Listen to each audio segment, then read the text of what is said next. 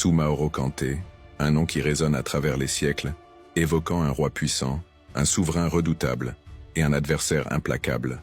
Son histoire, tissée de légendes et de faits historiques, est un élément central de l'épopée de Soundiata Keïta, le fondateur de l'Empire du Mali.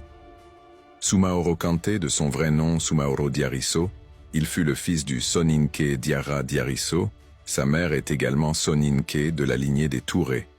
Il régnait au XIIIe siècle sur le royaume de Sosso, situé dans la région de Koulikoro, dans l'actuel Mali. Les récits varient quant à ses origines et son ascension. Certaines versions le décrivent comme un descendant de la lignée des Diarisso, tandis que d'autres soulignent son statut de roi forgeron. Une caste respectée mais souvent marginalisée. Selon l'épopée, Soumaoro aurait eu une naissance extraordinaire, fruit des grossesses successives de 3 femmes. Cette gestation singulière annonçait déjà un destin hors du commun. Il hérita du pouvoir à Sosso et entreprit rapidement de consolider son royaume et d'étendre son influence. Soumaoro était craint et respecté pour sa puissance.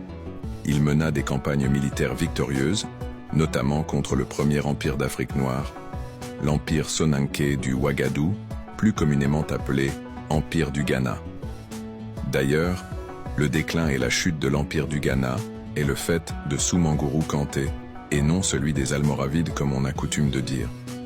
En effet, les Almoravides n'existaient déjà plus dans la seconde moitié du XIIe siècle. Ces derniers ont très tôt été supplantés par les Almohades. Le puissant roi forgeron soumet les royaumes voisins et y instaure un climat de terreur.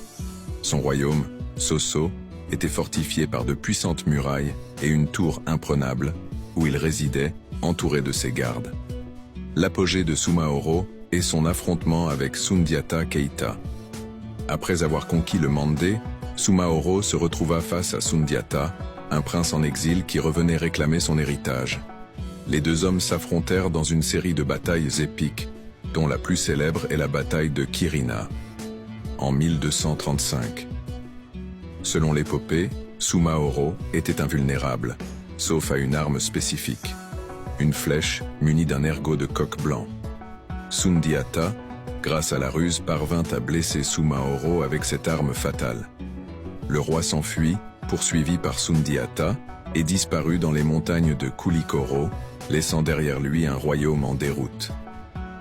Les bouleversements qui en résultèrent provoquèrent des mouvements de population massifs, les derniers Sosso se déplaçant soit vers l'ouest, au Sénégal et en Gambie, soit vers le sud, en Guinée dans le Fouta Djallon, où ils devinrent les ancêtres des Djalonké, et en Guinée maritime, où ils devinrent les Soussous.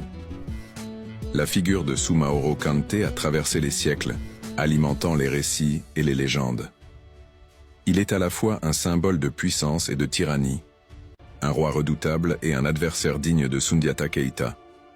Son histoire est un élément essentiel de l'épopée mandingue, un récit fondateur de l'Empire du Mali. Aujourd'hui encore, Soumaoro Kanté continue d'inspirer les artistes et les conteurs. Son nom est synonyme de mythe, de pouvoir et de mystère, et son histoire reste un témoignage fascinant de l'Afrique médiévale.